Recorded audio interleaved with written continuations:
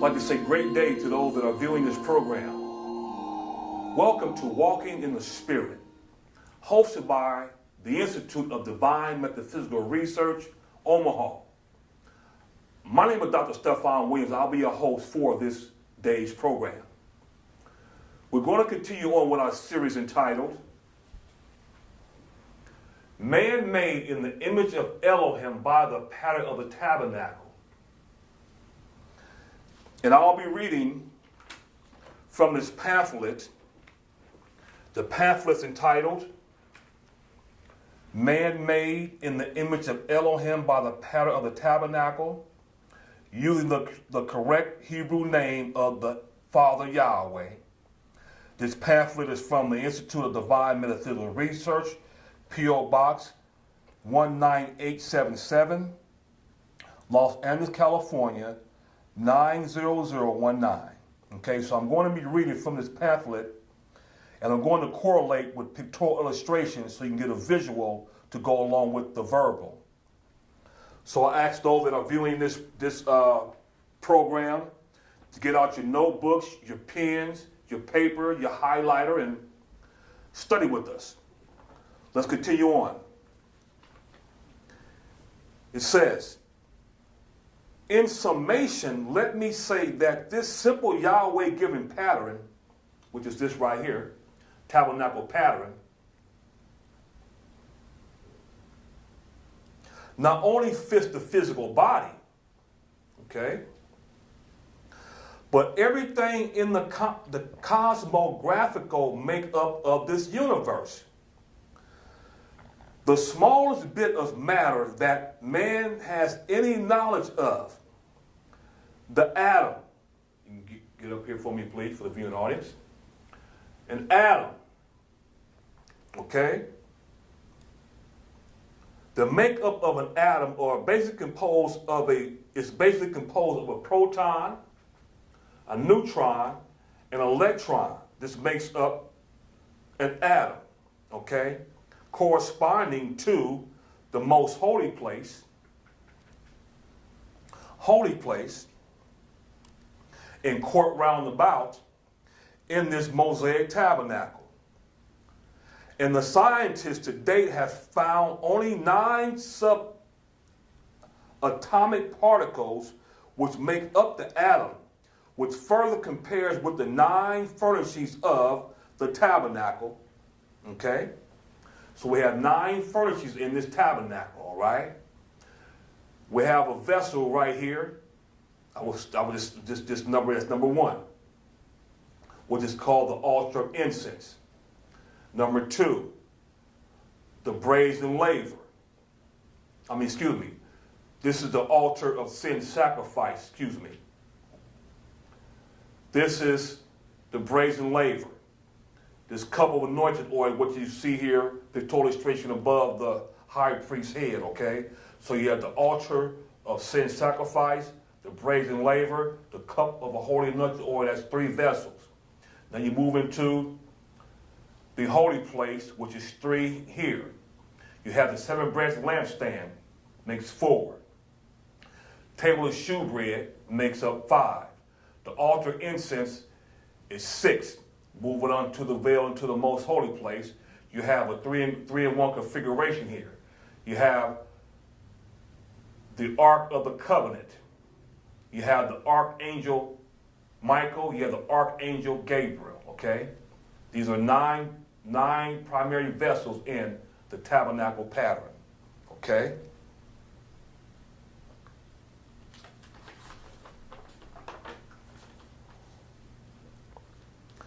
It says, the minute cell, whether animal or plant, is threefold being composed of, I'm going to use this right here, get this zoom in for the viewing audience.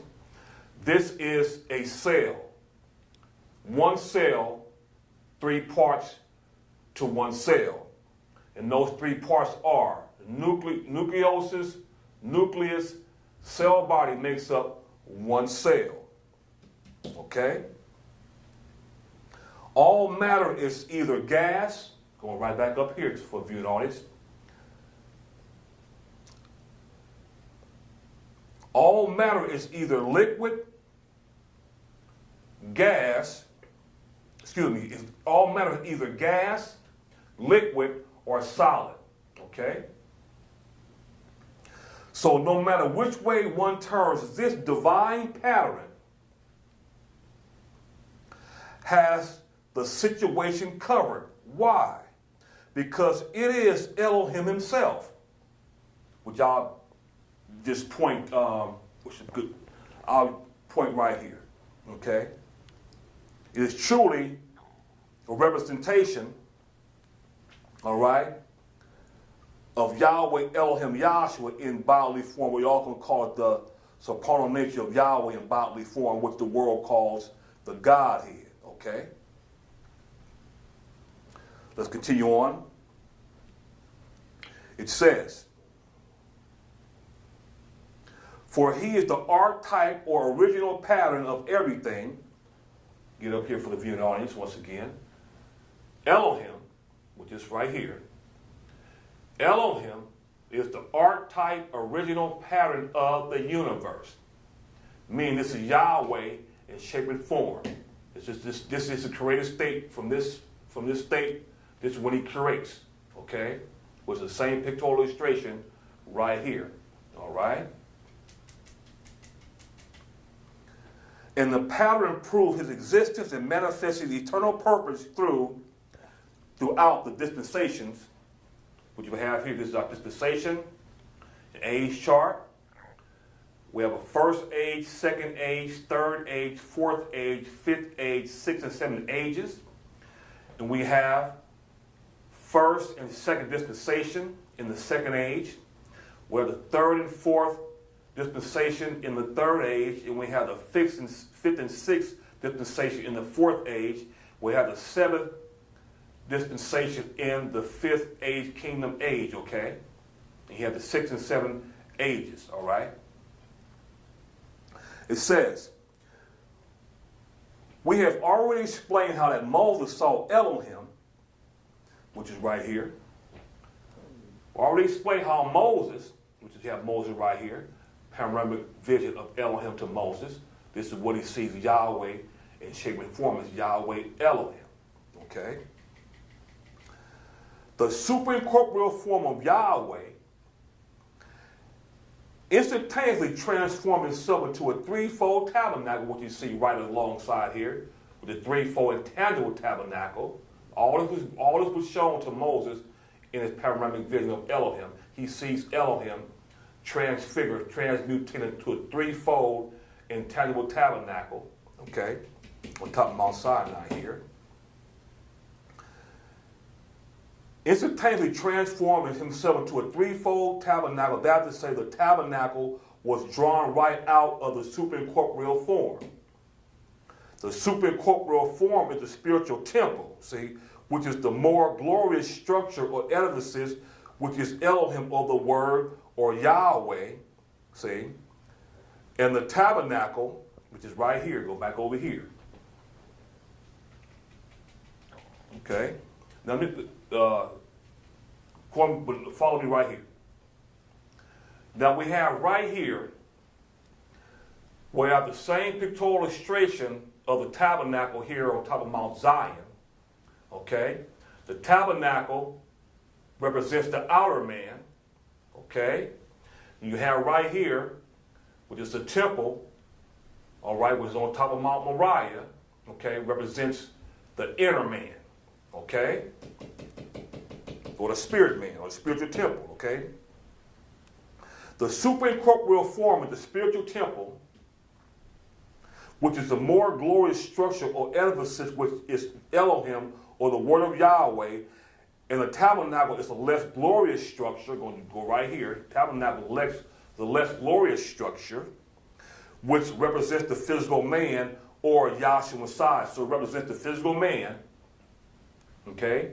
This tabernacle pattern represents the physical man, or Yahshua Messiah in physical form. Okay? It says, however, the superincorporeal Elohim and the intangible tabernacle are one and the same, so is the temple and the tabernacle the same. If therefore the man is a physical tabernacle, which I'll use right here, therefore if man is a physical tabernacle, he is also a physical temple. So after the Israelites have built the physical tabernacle, which is here, he is also a physical temple. So after the Israelites had built the physical temple and had followed it around and finally came to Canaan land, which you have right back up here, it says Canaan land, and they moved his physical tabernacle up through the River Jordan into Canaan's land, and you see it right here on top of Mount Zion. Okay? They had to build a more glorious edifice or building known as Solomon's Temple, which is right here. All right? Just went over it just a few minutes ago, right? Which was constructed in Mount Moriah, which is right here. The pattern of this temple, see, was given to David in a vision by Elohim, passing his hand over David's physical body and showing him how to build the temple by his own physical anatomy. All right? So Yahweh, and use pictorial illustration over here, put his hand upon David's physical body. Okay? And showing him how to build the temple by his own physical anatomy. All right? And showing him how to build the temple by his own physical anatomy inside and physiology, David wrote about this thusly. All this, said David, Elohim made me understand in writing by his hand upon me, even all the works of this pattern. I need for the reader to read for me, please. 1 Chronicles, the 28th chapter, the 19th verse, from the Holy Name Bible, please. 1 Chronicles 28:19, Holy Name Bible. Read, please. All this, said David, Yahweh made me understand in writing by his hand upon me, even all the works of this pattern. All right. It says Elohim, the immortal king in heaven, Jerusalem, just laid his superincorporeal body over David's physical body. Okay? So, he took his body, his Elohim, Yahweh Elohim, Yahshua, superincorporeal, no flesh and blood. David is seeing this form in a vision. Okay? And it says, Elohim, the immortal king in heavenly Jerusalem, just laid his superincorporeal body. I'm using this pictorial illustration right here as David's body. Okay? Laid his superincorporeal body over David's physical body. Okay? David being king in the earthly Jerusalem in a vision, and made him to know how to build the temple with specifications he passed on to his son Solomon, who built the temple. So we understand that Yahweh gave divine instruction or showed David a divine vision of himself. Okay? We got to reading it. But David couldn't build the temple. Why is that? Because David had blood on his hands. Okay? So he passed it on by divine specifications how to build this temple to his son Solomon. That's why it's primarily called Solomon's Temple. Okay? So let's continue on. It says, after the temple was constructed,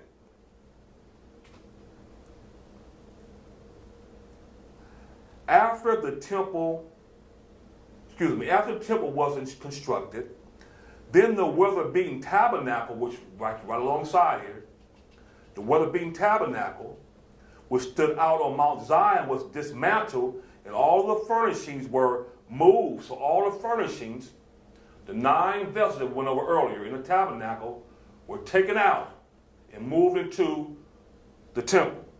Okay? It says,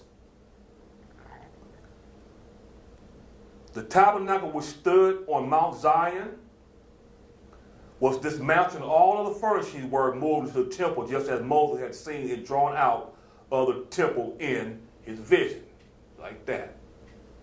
Okay? The Apostle Paul, speaking of this, wrote, "For we know that if our earthly," I use this pictorial illustration. The Apostle Paul, speaking of this, wrote, "For we know that if our earthly house of this tabernacle were dissolved,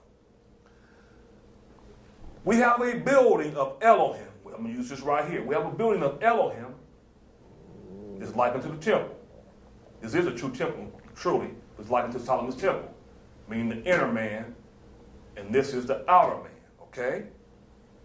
We have a building of Elohim, the temple, see? A house not made with hands, eternal in the heavens, for in this our physical body, tabernacle, we groan earnestly, desiring to be closed upon with our house which is from heaven, okay? I need for the reader to read for me 2 Corinthians chapter 5, verse 1 and 2 from the Holy Name Bible, please. Second Corinthians 5, 1 and 2, Holy Name Bible. Read on, please. For we know that if our earthly house of this tabernacle were dissolved, we have a building of Elohim, a house not made with hands, eternal in the heavens. For in this we groan earnestly, desiring to be closed upon with our house which is from heaven. All right. Let's continue on. It says, the Apostle Peter wrote in this manner, "Yeah, I think it necessary, as long as I am in this tabernacle, to stir you up by putting you in remembrance, knowing that surely I must put off this tabernacle, even as our Savior Yahshua, the Messiah, has showed me."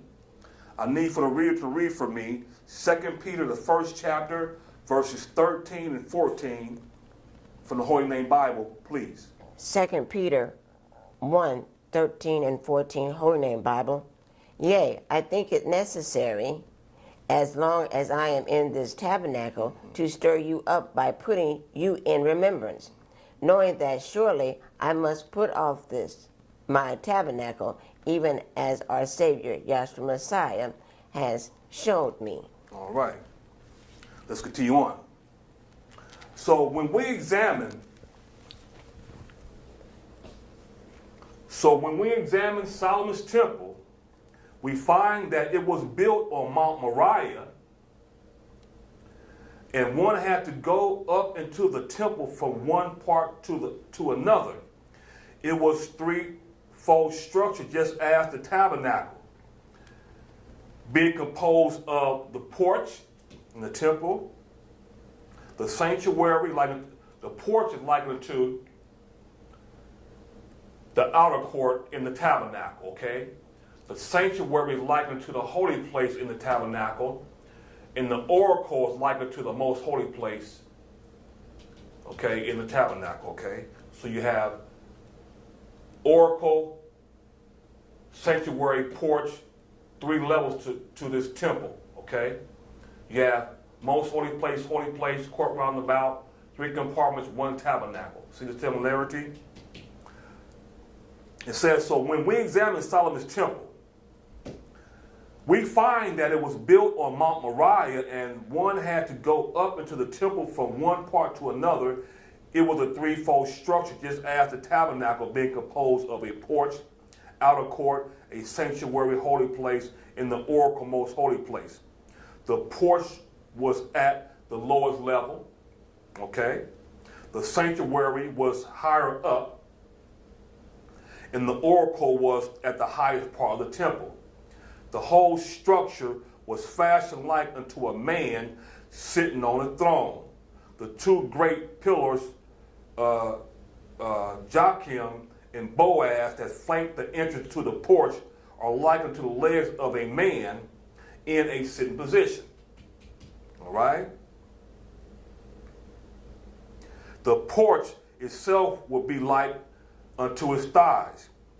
The sanctuary, so the porch of the temple would be like unto man's thighs, okay? The sanctuary would be like unto the region of the man's hips. And the oracle with its rounded dome would be likened to the head region of a man, okay? All right? And the temple being overlaid with gold, without and within, pertaining to the glorious excellence of the spiritual edifices or body, the inner cavities of man's physical body is lined also with a glistening gold appearing layer depicting the excellence of the inner man or the soul. In confirmation of all that Moses saw in his vision, for confirmation, the Apostle Paul, which is right here, it says Apostle John,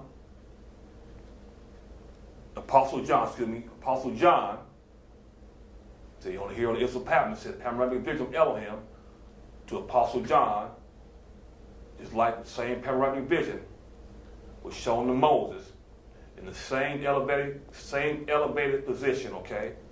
All right, so we focus on John and Moses for a minute. In confirmation of all that Moses saw in his vision, the Apostle John shown on the inner cover was on the Issel of Patmos, as it says here, John, Issel of Patmos in the Aegean Sea. Okay? Was on the Issel of Patmos as a witness. And he described the same superincorporeal form which you have here. He described the same superincorporeal form that Moses described right here. Okay? Or according to Exodus 24 chapter, around 8, 9, and 10 verses, okay? Describing the same one. All right? It says, he described the same superincorporeal form of a man that Moses saw, and he likened it unto the tabernacle. His description of this man Elohim fits the tabernacle exactly. He said that he saw one like unto the Son of Man, clothed with a garment down to his feet. Okay? That's what he described in his pictorial illustration. He's clothed, okay, with a garment down to his feet. Okay? Likened to the coverings of the tabernacle. Okay? Likened to the coverings of the tabernacle. All right? And girt about the paps, going back up here, girts around the paps, with the golden girdle likened unto vessels of gold in the holy place and the most holy place. Likened to vessels in the holy place and most holy place. Okay? Stay up here for a minute. John further said that his head and his hair were white like wool. What you see, hair white there, is that correct? And as white as snow, like unto the cloud above the mercy seat in the most holy place. We're going to go right back here for a second. You see this white cloudy matter right here in the most holy place. Okay, right above the mercy seat there. Like unto the cloud above the mercy seat in the most holy place, and his eyes were as flame of fire. Eyes like flame of fire. Like unto the Shekinah. Right? You have an eye right here in the middle of this cloud. Depict Yahweh is in this cloud here. Okay? And his eyes were as the flaming fire, like unto the Shekinah, glorious image of light that the high priest witnessed in the most holy place in the cloud. So you have a high priest right here. He witnessed that up in the most holy place in the cloud. And his feet like unto fine brass, feet like the fine brass, like unto the vessels of brass in the outer court. So all three of these vessels, the cup of anointed oil which held the oil, the cup, the brazen laver, and the altar of sin sacrifice were all made of brass, okay? It says, as if they burn in a furnace, likened unto fire on the brazen altar in the outer court. You go back up a few minutes. It said, and his feet like unto fine brass, his feet like to fine brass, right? Like unto the vessels of brass in the outer court. Just went over that. As if they burn in a furnace, likened unto fire on the brazen altar in the outer court. And John said that when he saw him, he fell at his feet as dead, and that he had his right hand upon him. I need for the reader to read for me Revelation. All right. We'll continue on with that for our next program. So we're going to end this day's program, and we're going to continue on with our next week's program with our series entitled Man Made in the Image of Elohim by the Pattern of the Tabernacle. Until we meet again, I'd like to leave you with these few words. Righteousness, peace, and joy in the kingdom of Yahshua the Messiah